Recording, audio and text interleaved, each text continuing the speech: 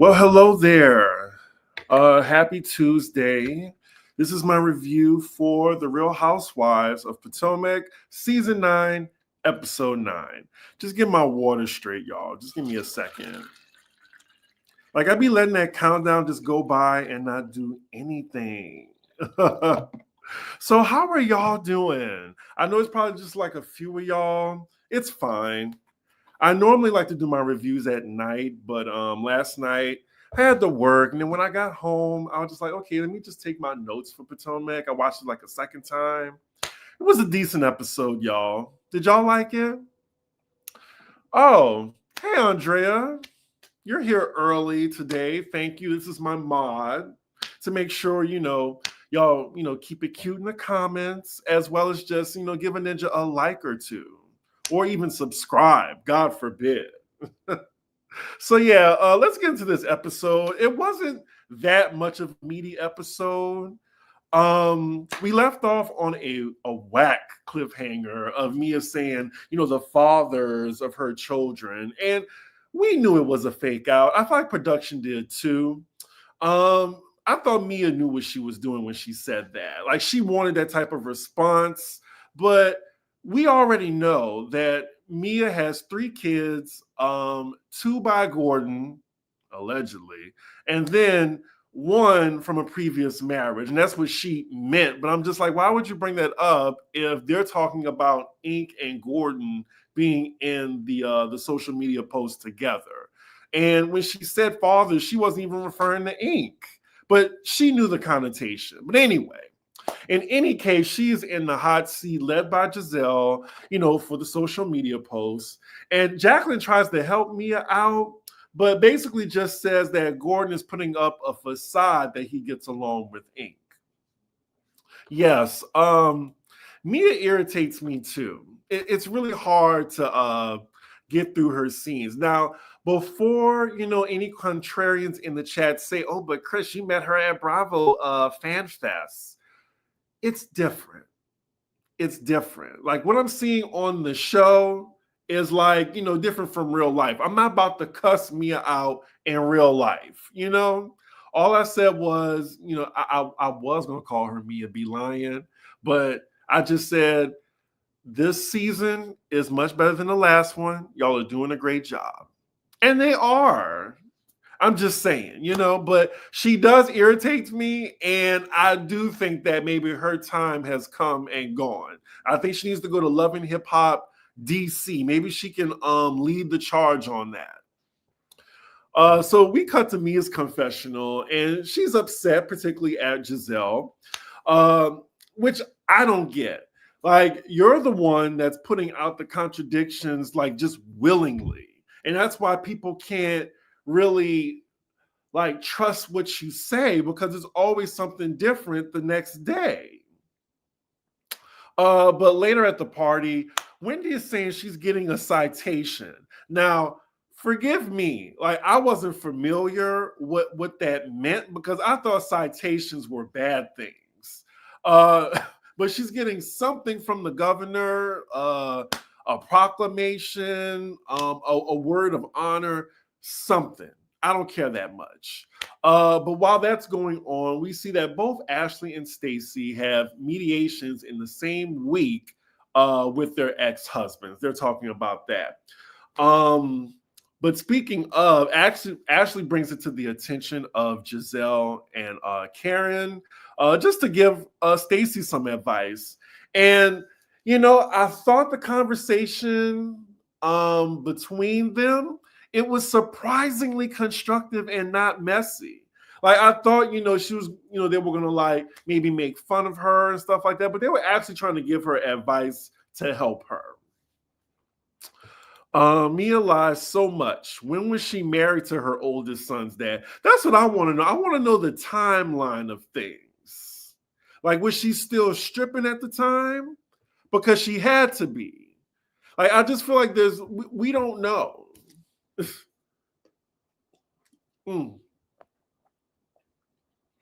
Sorry, y'all. I needed to lubricate. So meanwhile, outside, Wendy is chatting with Eddie's siblings. It's cordial, and Wendy's introducing her children to them.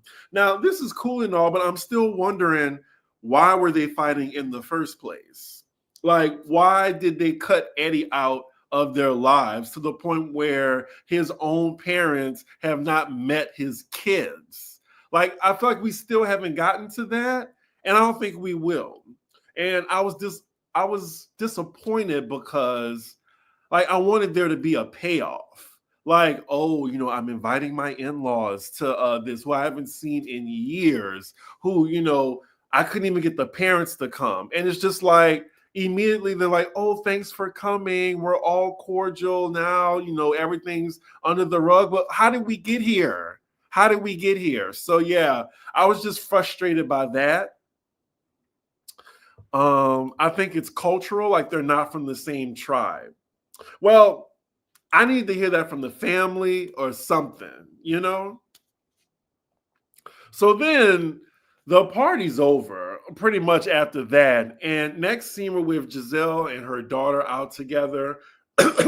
Like, the gist of it is they're discussing the oldest daughter, Grace, being in college, like her first year. And she's giving her thoughts on how she thinks the twins are going to manage.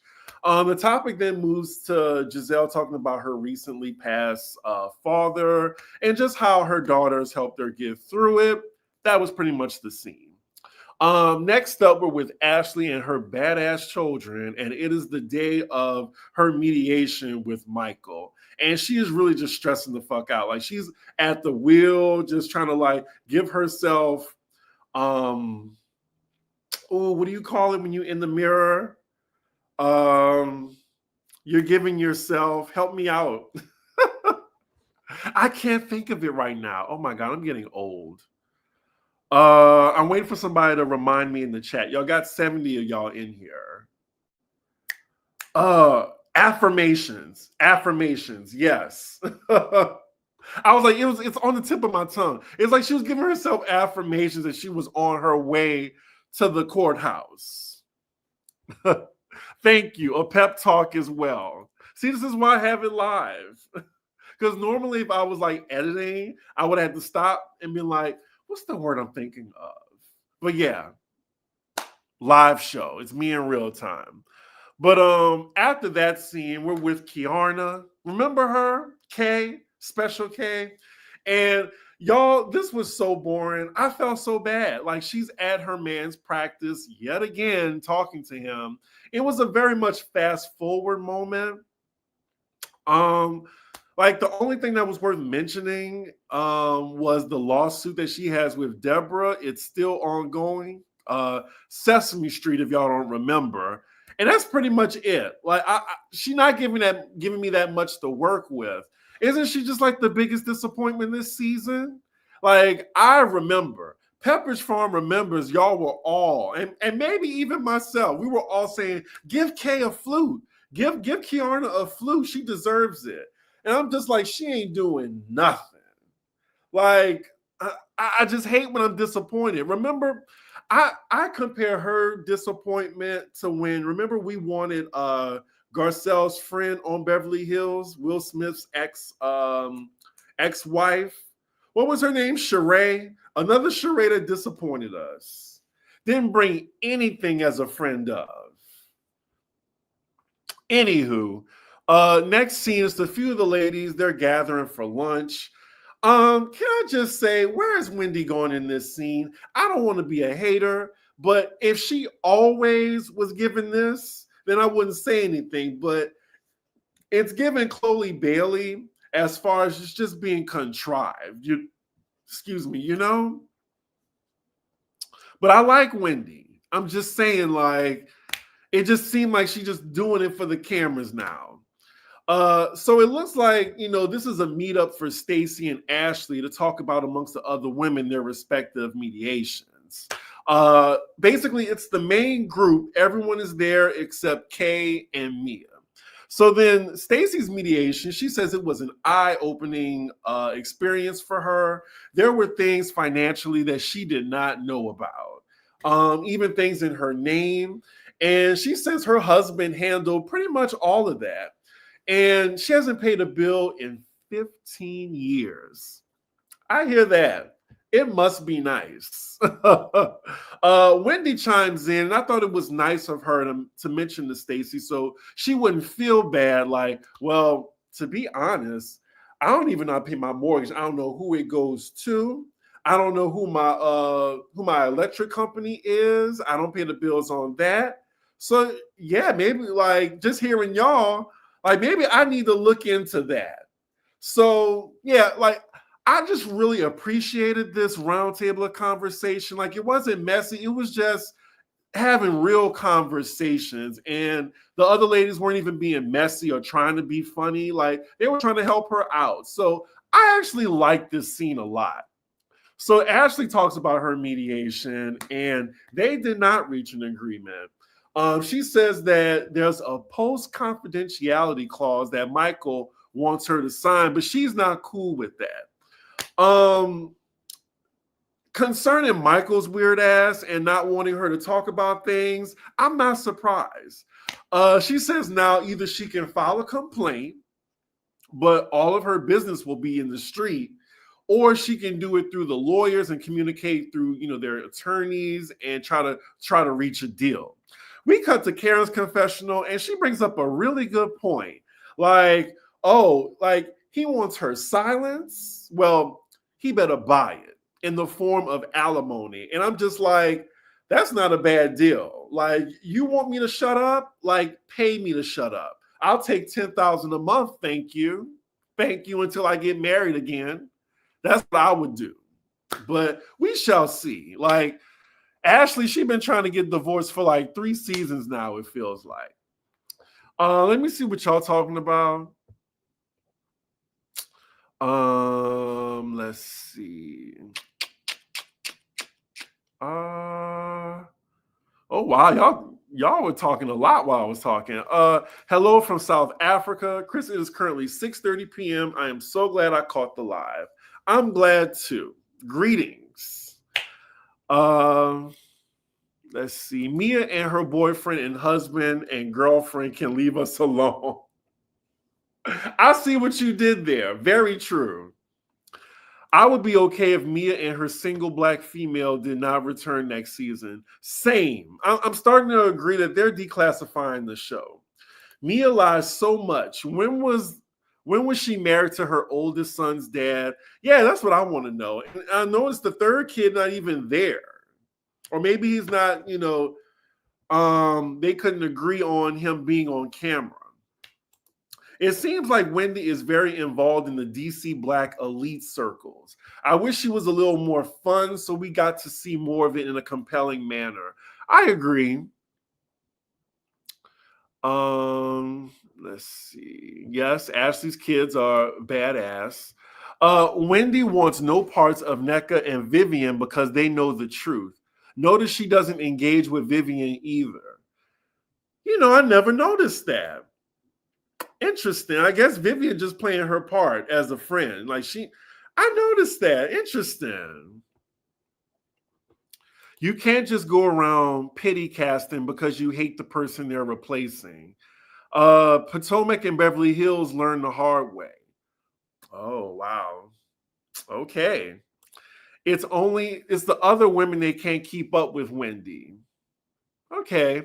Jassy originally had a flute and they took it and gave it to Kay. I think that's why her scenes are so boring. Again, I guess Bravo was just trying to avoid a lawsuit. Let's see. Where were my notes? Sorry about that, y'all.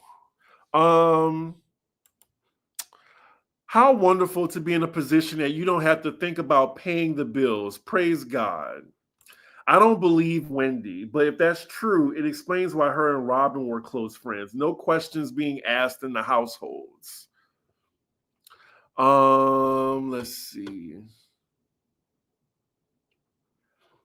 Okay, I mean, that's a good point. Like maybe Wendy's money upgraded, so now she can do that.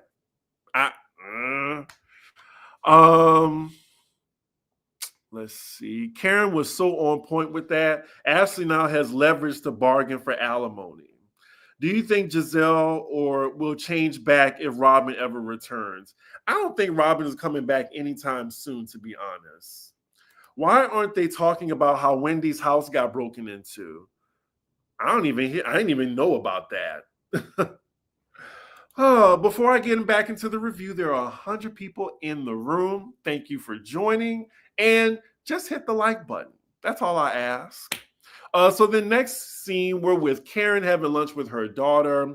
It's so production, like, it's just so interesting how production is making sure that they catch every drink order that Karen takes. Like, for real, they're going to make sure we catch to see if she's drinking or not.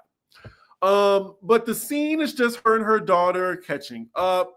Now, is it just me, or her daughter looked like she'd be like putting on a little bit for the cameras? Like, it just seemed like she's talking from a script most of the time. Like, does anybody else get that? It's just like, yes, mom. Like, you're just such a good mom, and you taught me right, you and dad. Like, she gets on there like that. Just a lot of the times. It don't seem like they're having an authentic conversation. So then next scene, we're with Mia and Jacqueline shopping, and it's just the two of them. And it felt like I was watching a show on VH1. And I'm not interested in seeing Jacqueline try on outfits. Like, it was a fast forward moment. But later, Mia's talking about Gordon, of course, which then leads to her talking about how she's pissed off at Gizelle for having the nerve to question her in front of the other ladies. But I would question liars all the time, too. I don't blame Gizelle. But she says she's definitely going to confront her about it the next time she sees her. So then, next scene, we're at Ashley's charity event. Now, when we got to this scene, I was like, when did she mention this? I don't think she mentioned this at all in the episode. So for the cause, Ashley plans to climb down from the top of a building. All the ladies are arriving, and Mia greets the ladies and tells Gizelle, "Oh, we'll have words later." We then cut to Ashley on the top of this building trying to climb down. The moment, in that moment, it looks like she regret doing it. I definitely couldn't do this because I am definitely afraid of heights. Like, I am terrified. Like, y'all, when I'm in the mall and I'm like in the second or third story, like, I can't even go near the edge of the railing, or else I'll get dizzy. Like, that's how bad it is for me. But yeah, if I was doing that, trying to climb down, even though I was on a harness, I would just pass out and just start dangling my long ass body from up in the air. But she does make it down. And then later we see Mia talking one-on-one with Gizelle. She tells her how, she had a problem with how she questioned her at Wendy's birthday. The other ladies then come over as they're talking. And then Gizelle says she just thought it was a legit question because you're saying one thing and then I see another on your Instagram. But Mia says, well, you could have came to me and not in front of the group. So then she has the nerve to throw in Gizelle's face how her daughters were trying to sneak boys in the back of the house in the DR. I was like, she was just like, oh, well, you didn't want me to bring that in front of the group. Like, okay, what does one have to do with the other? And she tries to make it seem like, well, Gizelle, she implies that, her daughters are perfect or whatever, but it's something different. No, Mia, you're willingly saying the issues, what's going on in your marriage. And then when we see something like the next day, literally 24 hours later, it's something different. So of course people are going to have questions about it. So I don't know. I didn't really like how she brought the kids into it.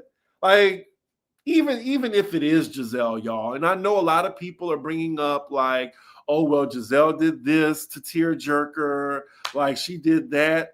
I'm trying to give people clean slates on, this particular season. But yeah, I mean, I get it. And look, now that Mia did this, Gizelle can go however low she wants to go. So I don't know. Like, I just thought it was foul coming from Mia. Let's see. I thought it was just me. Every time Raven is in front of the camera, it seemed like she is auditioning for a flute. Mia was setting Jacqueline up to fail because those outfits were ugly. They really were ugly. I was like, why are we doing this right now?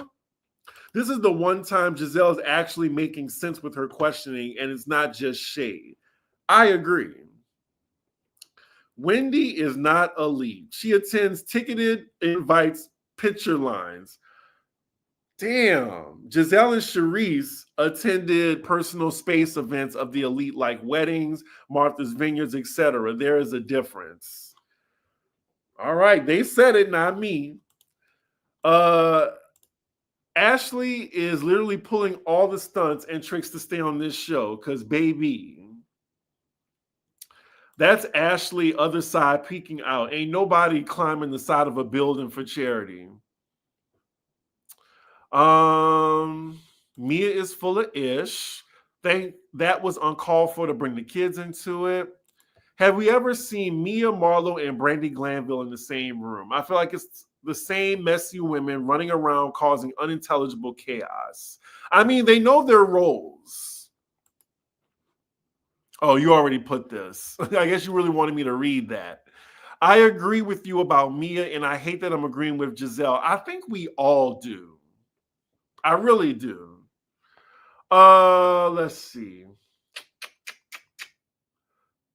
Where am I? Okay, so some of the ladies, they really think Mia is like crashing out from this. And I agree. Like, there's no reason. And then we cut to Karen's confessional, and she says Mia is stressed out from juggling a pimp village. A pimp village. Oh my God. And she said it has gone to her head. And Karen, like, that was hilarious in the moment. I fell out. Like, juggling a pimp village. Lord have mercy. But then Mia tries to make herself sound like the victim, talking about Gordon's situation again. And yeah, I totally agree this. Like, she was trying to, like, that was like the deeper part of it. Like, why are you doing that? And I'm like, of Mia of all people, what were you doing when you were Gizelle's daughter's age, Mia? What were you doing during that time? Because Gizelle had full right to go there. Like, what were you doing at that age? Did you even have a mom to even police you? But yeah, Gizelle didn't go that low yet. So then we cut to Gizelle's confessional, and she says she's just taking it all in. And I actually feel that. Like, I think she was in disbelief because she didn't really react how I thought she would to Mia in that moment. Like, I think she was really just taken aback how she really brought up her daughters, especially in that way, like in front of everybody. So I think she's taking it in. And then she says, but when all this is taken in, believe me, I'm going to react. And that is where the episode ends. We're then treated to the mid-season trailer, which wasn't bad. I'm still on board with Potomac. It's not like a Roni situation. And I feel like this season, it can only go up from last season, because last season was truly like just not interesting to watch. Yeah, this was the line of the episode, a pimp village. Wow. Wasn't Mia married by the time she was Jizzy's daughter's age? Look. And this is the point where Gizelle has full reign to be the Gizelle that we all love to hate. I was about to say love and hate, but love to hate. It was as shocking as the single PK statement. Yeah. Jizzy started plotting on how to get rid of Bigfoot. Not y'all calling her Bigfoot too. And in that moment, Gizelle began compiling her list of grievances to get Mia fired. Yeah, definitely. So yeah, that was the episode, y'all. It's noon. Let me put in my pizza order while I'm on here. Oh my God. Like the delivery fees, y'all, like an additional $7. Oh my God. Yeah, I just wanted to get that out the way. I know y'all just heard that. Because I got to go to work in like an hour and a half. Look, Cash App, C Diggy one. Because times are like, Jesus Christ. Anywho, y'all. What else I took from the episode? Yeah, I believe Mia was out of line in that moment. And I can't wait till Gizelle gets her back because she's not going to like it. Like, Gizelle wasn't even coming for her in the beginning of the season, and she had her crying in the bathroom. So just imagine what Gizelle is going to do and say to make, when she's actually trying to get a rise out of you. So, yeah, that's my thoughts on that. You ordered Panera. I've never had Panera, ever. Ain't no good gonna come to Gizelle until she do right by Candace. Mia crossed the line, and if Gizelle is gonna go full green-eyed bandit on her, I am not gonna blame her at all. Yeah, pizza is good right now. The pizza that I got a large thin crust, pepperoni and bacon, extra cheese. That's what I feel like eating right now because I don't feel like cooking. Gizelle and maybe Jamal might eat Mia up at the reunion. Mia? Oh, thank you, Andrea. I have my do not disturb on right now. But let me see. Oh, thank you, Andrea. I appreciate you. Mia might. Oh my God, that's not nice. That is not nice, y'all. Like we don't go that far over here. Like she will deserve the lashings, but that's a little bit serious. That's a little bit too out there for me. Like we're not going to get low on this channel. I love you though for watching, but that's a little bit too far. Any other comments on this episode while we have some people in the room? As far as the cast, I would say, I'm happy with pretty much Gizelle, Karen, Stacy. Gizelle, Karen, and Stacy, they're really they have this season so far on their backs. Mia's just being like, unpredictable. I just want the other ladies like Wendy and Ashley combined. They are bringing it as one housewife together. Kay is flopping. Oh, well, don't get fired trying to watch my lives. I bet being tall next to some short railing is very scary. That's a good point too. It's like I just think about falling and like I'll just be like right here to it. Yeah, I'll be like right here, the distance to it. And I'll just think about like going over for whatever reason. I think Jossie is really doing a good job, but we haven't seen her. Hopefully we'll see her in the next group trip. But yeah, this was a short ass review, y'all, compared to like some of my meatier ones. Up next will be Married to Medicine. I'll either try to get that up tonight or tomorrow. So we shall see. Give me some time, y'all. I appreciate it. But yeah, with that, make sure you like, comment, and subscribe. And I will see y'all for the next episode.